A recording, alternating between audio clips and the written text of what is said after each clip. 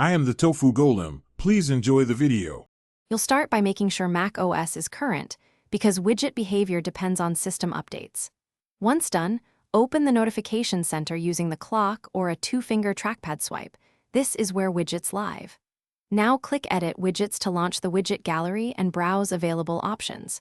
You should see Apple and third-party widgets. Pick one and drag it into the Today area. This immediate action gets you from setup into placement without extra steps. Once a widget is placed, you'll want to fine-tune how it appears and behaves. Drag to reposition, then use the size handles or the gallery's size options to choose small, medium, or large to match your layout. To save space, drag one widget onto another to form a smart stack that surfaces relevant content throughout the day. Make sure to open the widget settings or its host app to set content preferences and update frequency, so you're almost finished. Click Done to finalize the layout and then interact with each widget to verify functionality.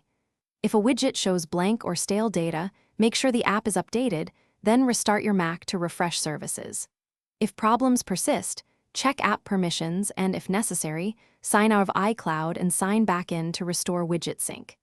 These final checks complete the process and provide a quick recovery path when widgets misbehave. Thanks for watching. Consider subscribing if we helped you today.